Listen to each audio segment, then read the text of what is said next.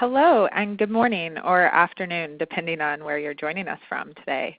Welcome to our webinar, The Past, Present, and Future of Evidence for Action, Funding Research to Identify Effective Strategies for Building a Culture of Health. Evidence for Action, or E4A, as we like to call ourselves, is a national program of the Robert Wood Johnson Foundation based at the Center for Health and Community at the University of California, San Francisco. I am Erin Hagan. I'm the Deputy Director for E4A, and joining me today is our Director, Nancy Adler. Nancy? Hi, this is Nancy Adler, and I'm Director of the E4A program. Excellent. So just quickly to give you a sense of our agenda for the day, our plan is to discuss our open and rolling call for proposals and talk a little bit about our progress to date. We'll share some information on our new applicant technical assistance services that we'll be building out over the course of the year, and provide a preview of our two new funding opportunities that will be released in the spring. We've also set aside time for questions and answers at the end of the presentation. Your lines are muted and will stay that way, so to ask questions at any point throughout the presentation, please chat them into the chat feature at the bottom left-hand side of your conference window. And if you have any technical issues during the conference, someone from ReadyTalk or our staff is monitoring the chat and will be able to assist you. We will hold question and answer until the end of the presentation, but you can chat your questions in at any point and we'll be able to pull from those at the end when we're ready for answering those questions. So let's go ahead and jump right into the conversation. Nancy, if you want to start us off by refreshing people on the mission of E4A. Thank you. So the mission of E4A remains the same, which is to support research that we believe will yield convincing findings regarding the population health, well-being, and equity impacts of specific programs and policy interventions. During our initial 3 years, our primary means for achieving this mission has been by awarding research grants, but we're now expanding our strategies to accomplish our mission by instituting 2 new technical assistance services to support applicants in developing rigorous research studies. So before delving into these new services, let's give a quick refresher about our open and rolling call for proposals. Erin, would you be able to do that? Of course, thanks. So while we are expanding our funding and our programmatic activities, as Nancy mentioned, our general open rolling call for proposals is still a main focus of evidence for action. As the name implies, we accept applications on a rolling basis and you can apply at any time. As an investigator-initiated program, E4A does not pose any specific research questions, topics, or categories to which applicants must respond. We want to encourage projects from a wide range of disciplines, sectors, and topics. We don't want to spend too much time today going over the details of the open and rolling call or how to apply to that call. We've covered this in other previous webinars, and those are archived on our website, www.evidenceforaction.org. And in those webinars, we give an overview of the types of research projects that are likely to be a good fit for E4A funding. We highlight examples of successfully funded research, and we discuss the application review and submission process, etc. There's also a wealth of other information about that call on our website. So I encourage you to check out those resources for more detail about how to apply to the open and rolling call.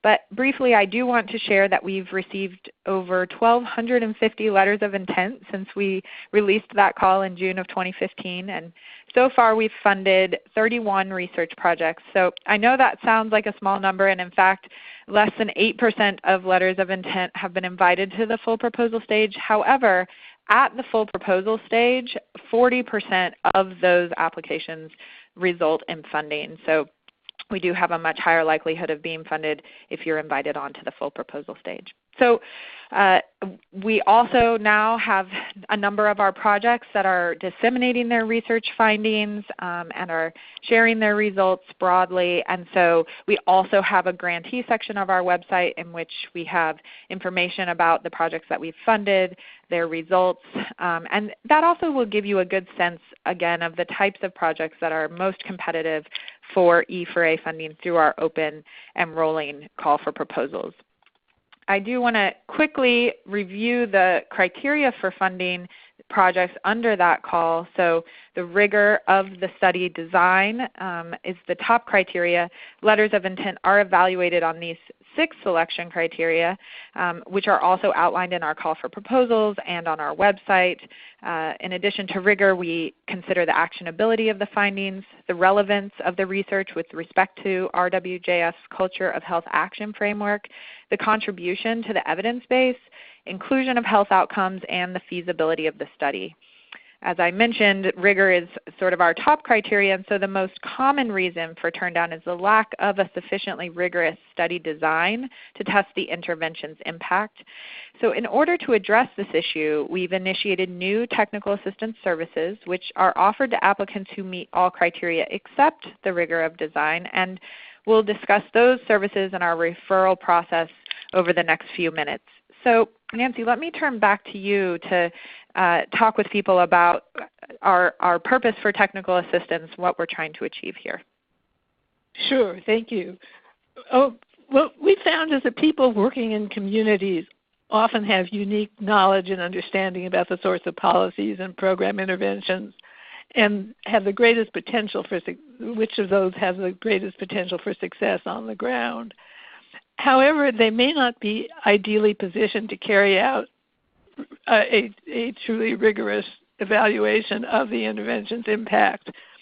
So our hope is that by providing technical assistance services related to the research design and methodological approaches, this will strengthen the quality of the applications and improve the capacity of the field to provide strong evidence of what works. We're offering 2 types of technical assistance. We're terming the first design consultation and the second matching service. During the LOI application review stage, we'll identify those applicants that we think will benefit from participation in either of these TA services. Applicants that are most likely to benefit from these are those who have identified an intervention that's likely to aid in achieving a culture of health and improve population health, and has posed a viable, clear research question that presents an opportunity for hypothesis testing. However, they may not meet selection criteria related to either rigor or feasibility of the research. So we'll let these applicants know that they are eligible for technical assistance, and then we'll work with them to figure out which type of technical assistance would be most appropriate for them. So Erin will provide more details on both activities. Great, thanks. So the design consultation is a service that is being provided by our team members here at E4A. And via a series of phone, video conference, or in-person consultations, our staff will work with the applicant to enhance the rigor, the feasibility, or the potential impacts of the study design, while ultimately maintaining the core aims of the intervention. Applicants who are best suited for design consultation will have demonstrated that they meet all the selection criteria and have the capacity to conduct the research. But the study design is lacking the adequate level of rigor for E4A standards. So this service is already underway, and we've been pleased with our early consultations here at the program office. The second service, as Nancy mentioned, is the matching service. And the idea of the matching service is to facilitate partnerships between people who are implementing community-level initiatives and strong, experienced researchers who understand the nuances of conducting community-level research and can help develop and conduct a rigorous evaluation of an intervention. applicants who have met the selection criteria aside from rigor and feasibility will be referred. And we expect applicants are likely able to participate in the research project, but might not necessarily design the evaluation approach. And we anticipate that we'll begin offering matching services this fall. The matching will be provided by a team that will be selected through a call for proposals process, which we'll discuss in just a few minutes. If you are applying to E4A and already know that you need assistance from a qualified researcher, you may indicate in your letter of intent proposal that you would like to be considered for participation in the matching program. So Nancy, let me turn back to you to talk about what we expect our anticipated outcomes from these technical services to be. Great. So once applicants have participated in either of the technical assistance services, we hope that they'll be able to successfully apply for research funding, which may be through E4A or through another funding program at Robert Wood Johnson or from just another funding source. We're particularly interested in providing matching services to organizations that don't have a track record of RWJF funding, which will help expand the Foundation's breadth of knowledge and experience of the E4A's and RWJF's grantee network. If participants do decide to reapply for E4A funding, what we'd ask is that they submit a new letter of intent. And we do want to emphasize that participation in the technical assistance activity doesn't guarantee or give you a step up on funding from E4A other than the fact that you would now have a much stronger proposal, we would hope. So let me move on to our new call for proposals. We're excited to share information with you about these two new funding opportunities, and we'll be hosting independent webinars to describe each of these calls in more detail. But we want to give you a preview of what's to come now. So the first one on March 1st is when we will release the matching services call for proposals, with proposals due on April 26th. So the purpose of the matching CFP is to identify a team that will facilitate partnerships between organizations who are themselves implementing innovative policies and programs in communities and link them with strong researchers who can design and conduct rigorous evaluations of those interventions. Together, members of the team will demonstrate research strengths, connections to a diverse network of skilled researchers, as well as experience in working with organizations operating in communities. So let me just emphasize this, because this means that the team that we're looking for to do the matching of the applicants to the E4A with researchers, we hope will have this strength of connections and of researchers who are experienced both in rigorous research design and working in communities. I do want to mention that while a team from a single organization can apply, it may be necessary to have a partnership of two or more organizations to really get the reach that's going to be necessary and to have a sufficiently extensive and diverse network of researchers with a broad knowledge and experience base. So that's the first call for proposals that will be going out. The second is on April 9th, when we'll release the Action Area 1 call for proposals with letters of intent due June 1st. As the name suggests, the purpose of this call for proposals is to fund projects specifically focused on Action Area 1 of RWJF's Culture of Health Action Framework, which that action area is making health a shared value. Erin, can you give a brief overview of Action Area 1? Sure, I'd be happy to. So making health a shared value is about prioritizing and promoting health and well-being at the individual, family, and community levels. There are 3 drivers in Action Area 1, mindsets and expectations, sense of community, and civic engagement. RWJF is especially interested in learning about these drivers in the context of vulnerable children and families. And you can learn more about the drivers and Action Area 1 at www.cultureofhealth.org, which is a website entirely dedicated to this framework and explaining the drivers and measures and rationale associated with it.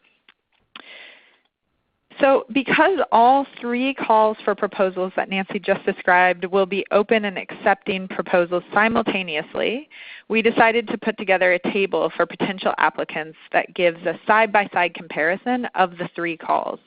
Included in the table are release dates, due dates, application processes, grant amounts and durations, numbers of awards, and all the sorts of details that might be most pertinent to determine which call is best suited for your particular application. As you can see, we're still ironing out many of the details for Action Area 1, and so we'll update this table as those details become available. The comparison table will be available also separately from this webinar on the E4A website.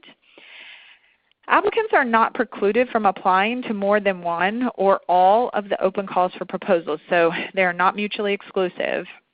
However, I should mention that RWJF and E4A value supporting new grantees who don't necessarily have a long history of receiving RWJF funding. So to learn more about these calls specifically, we have 2 separate webinars, one focused on the matching service calls for proposals, which will be on March 12th, and one focusing on the Action Area 1 call for proposals on April 16th. So we encourage you to join us for those webinars if you're interested in those calls specifically and more details about how we'll make funding decisions related to those opportunities. Registration information is available in the events section on our website. So now we are going to turn to our Q&A. So we have seen here, I will remind you to go ahead and chat your questions into the Q&A portion of the chat feature, and I can pull those out. I did see, and I know that it was responded to, but I'll go ahead and say for the benefit of all, that these slides will be archived on our website following this presentation. And so you'll be able to access this webinar and its recording in its entirety at that point. So the next question that I can see is coming up is, can I request technical assistance prior to submitting a letter of intent? So I'll start with the response, and then Nancy, turn to you to add. So we really do require that people submit a letter of intent in order to be referred to one of these services. So the best way really to request technical assistance, or the process for doing that, is to submit a letter of intent. In the LOI submission process, there is a project summary portion of the application, and that is the place where I would encourage you to indicate that you are interested in receiving technical assistance. But again, I will remind you that our criteria for referring applicants to TA is that you meet all criteria set by the E4A review process. And so in order to determine if you meet those criteria, you would need to describe your research or your intervention in a letter of intent. Nancy, do you want to add to that at all? Yes, I think it may be helpful to understand why we don't provide technical assistance before the LOI stage. We designed the LOI process specifically to make a low bar for people to apply. If there's a good idea, if it has important potential impact, then there's a chance for a rigorous evaluation of an attempt to address the issue. We would like to see that, and we then can decide whether it's close enough that it could merit technical assistance, or if it's very close, we would either send it on to the full proposal stage, or we sometimes ask for a revise and resubmit. But we get so many letters of intent that we really could not provide technical assistance before we've had a chance to look at what the proposal is.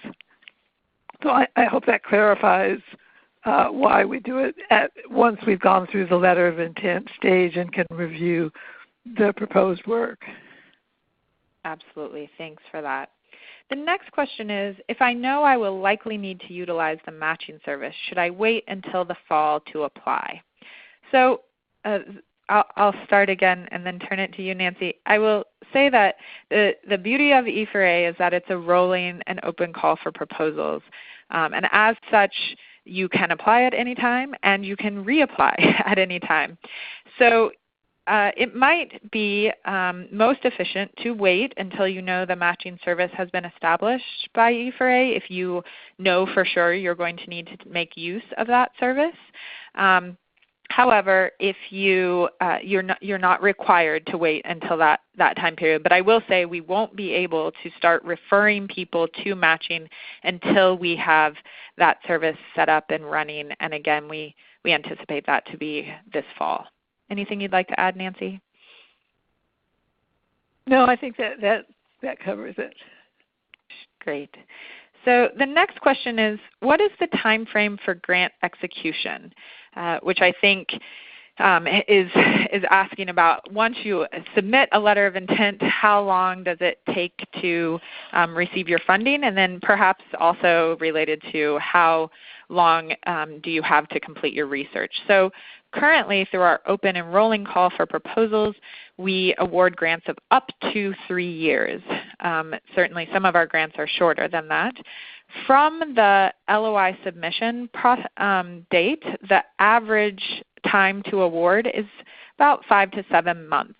So once you submit a letter of intent, we'll respond to your submission within 6 to 8 weeks to let you know whether or not you've been invited to a full proposal.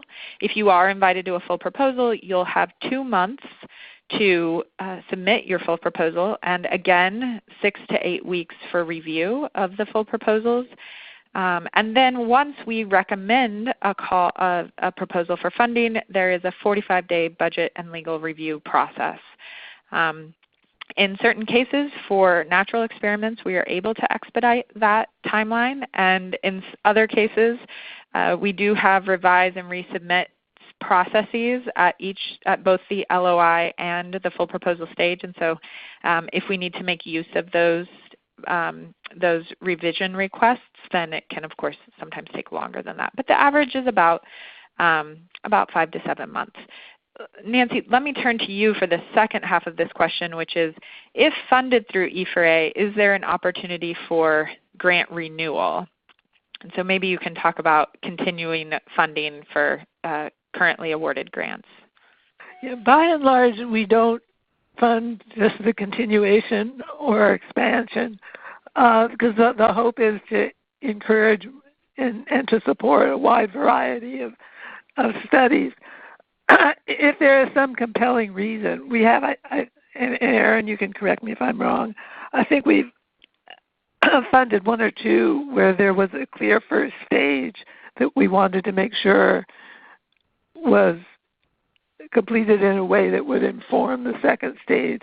But by and large, we do not just fund part 2 of projects.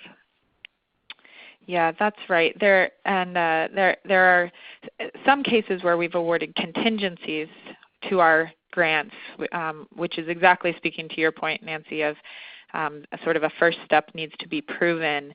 And there are a couple of cases in which we have awarded continuing funding, but those I think really are sort of exceptions, and very compelling cases were made for ongoing research. So in general, I think that's exactly an accurate statement. So the next question is, if I would like to propose a research project that falls under Action Area 1, should I wait until that CFP is released? Nancy, do you have thoughts? Oh, what a good question. I'd say if you're ready to do it now, you could go ahead and apply, and you could still, I'm making this up as I go along here, so tell me if you agree with this, and you could still apply for the focused call for proposals.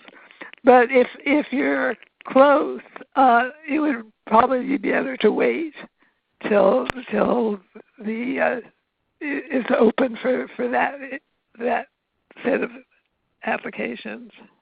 Yeah, I totally agree with you. And the other thing I want to communicate to people is, our intent is not to create unnecessary barriers or confusion for people.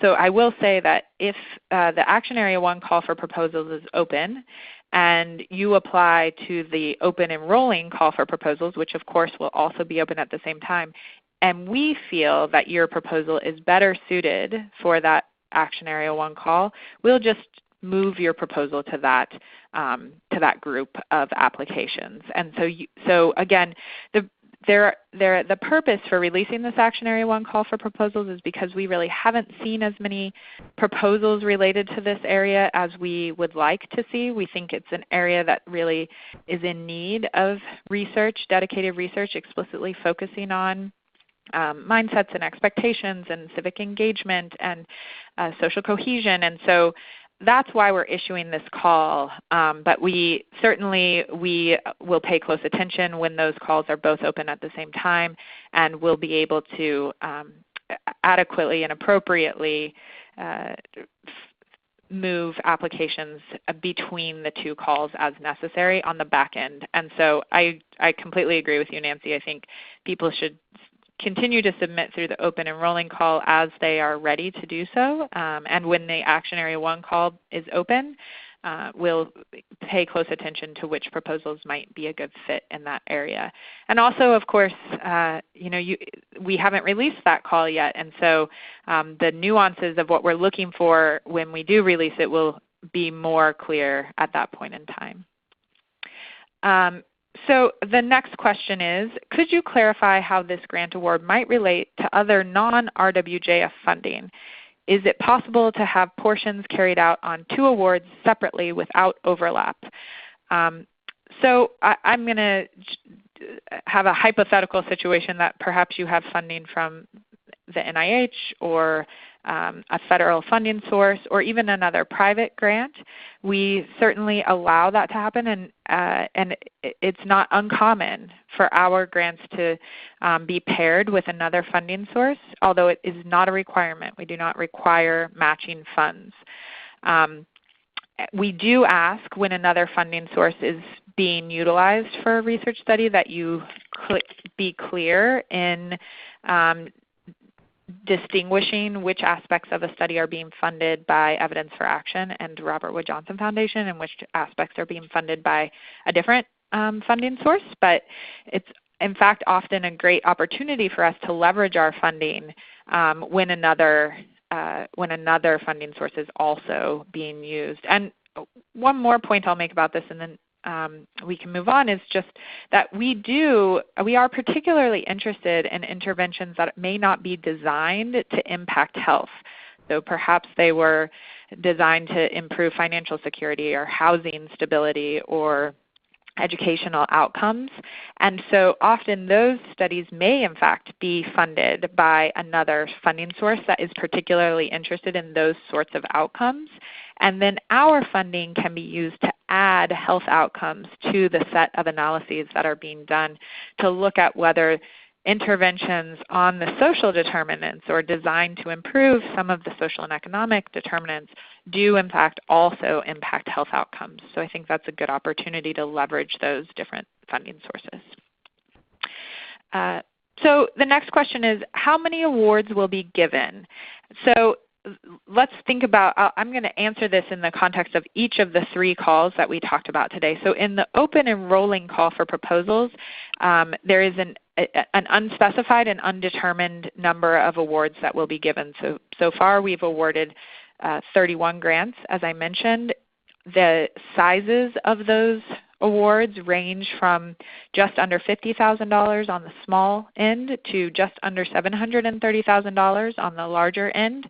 And so because we do not have a set budget, we do not have a set number of awards that will be made, and also because the program continues on an open and rolling basis, we're able to continue to make awards until the program is no longer authorized, which we're happy to say will not be the case for at least the foreseeable future. We'll continue to operate in this manner. For the matching service, we will make 1 award to a team. And for the Action Area 1 call, we are still determining the budget sizes and the number of awards that may be made from through that call. And then I think I also actually just responded to another question that was submitted, which is what are the typical sizes of the grant awards? So again, I just mentioned the range for our open and rolling call for proposals. We haven't yet determined this, the sizes of the awards for the Action Area 1 call.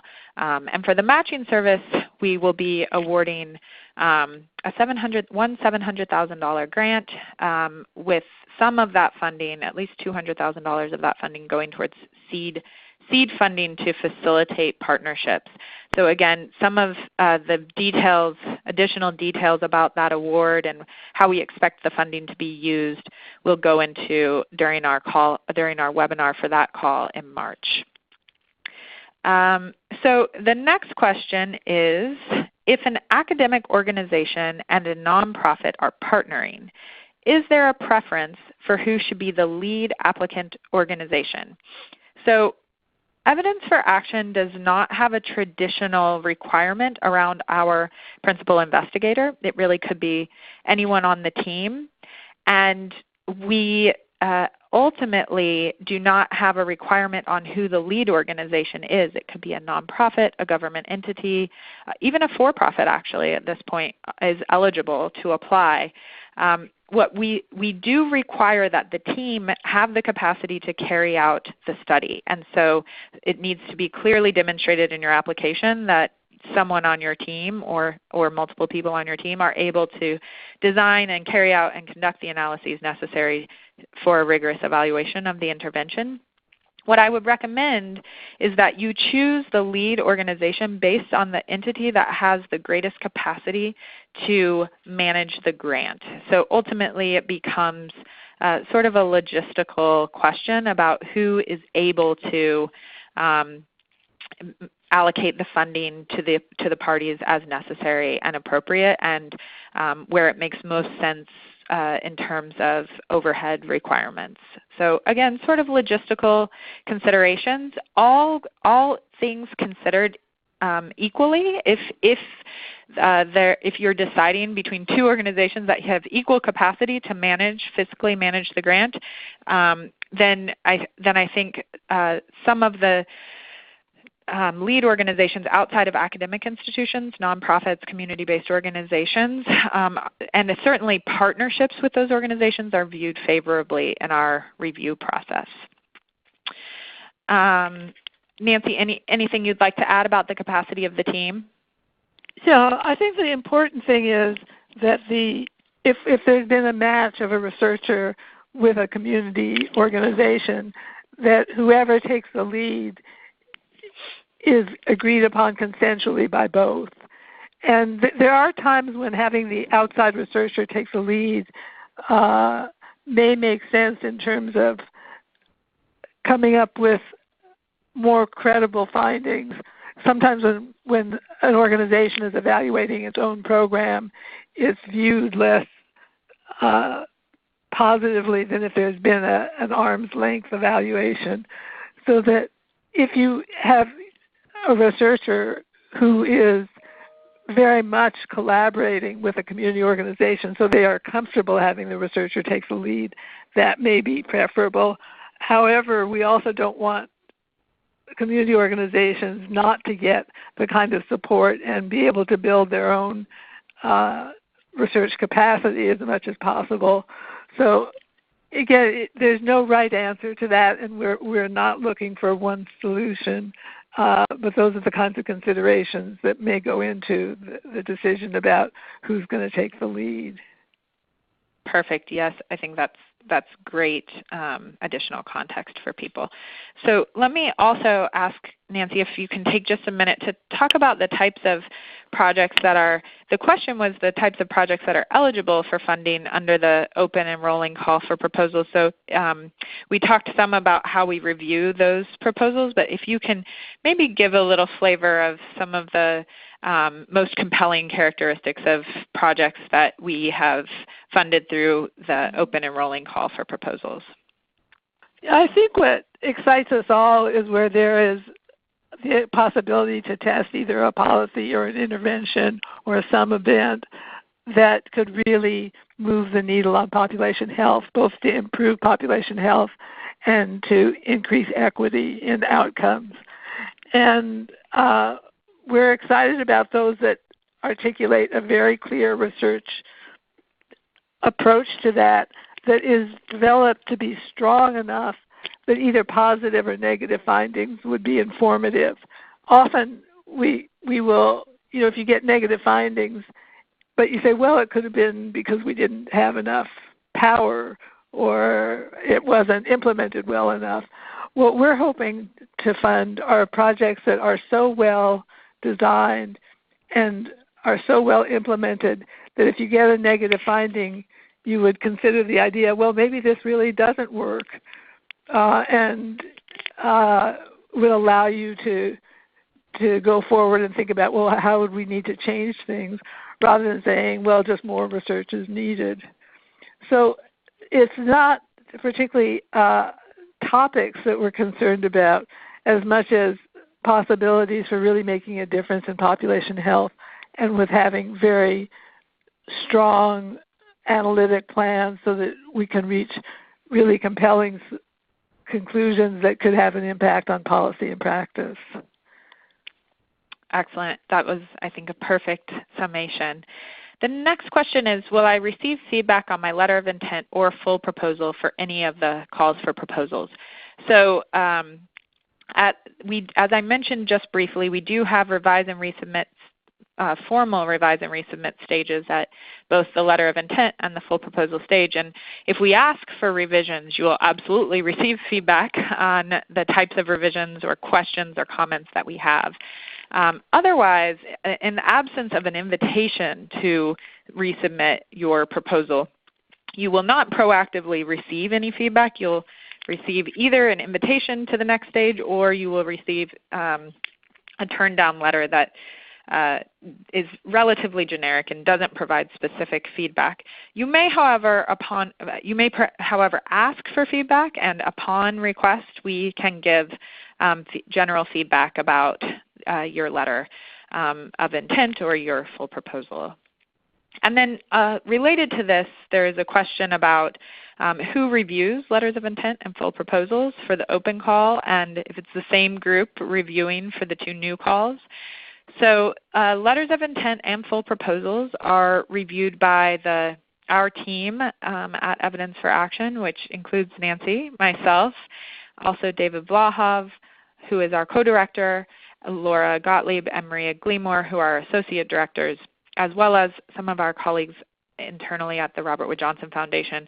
And at the full proposal stage, we engage our National Advisory Committee members in providing external reviews. For the matching call, it will be a relatively similar group with some additional input from, again, our colleagues at the Robert Wood Johnson Foundation. And for the Action Area 1 call for proposals, yes, the same group, as well as our entire National Advisory Committee for Action Area 1. So there is information about all of our reviewers on our website by describing our National Advisory Committee and our team. So it is looking like there are not any more questions coming in at this point, which is perfectly fine. Hopefully you will visit our website in order to gather more information about our open enrolling calls, and we will be providing additional information about our other calls that are forthcoming, as well as our technical assistance services. In addition to our website, there are a variety of other ways to be in touch with us: email, phone, our social media accounts. And I'll just mention that on the third Thursday of every month we hold virtual office hours. You don't need to register in advance. You can join at any point in time. And we answer questions via video conference. And all of these contact informations are available on our website, and the third Thursday registration is available in our events section. So I want to thank you all for joining us today on behalf of myself and our entire team at Evidence for Action. And we look forward to hearing more about your work and engaging you in building a culture of health through E4A. Great. Thanks all. Thanks, Erin.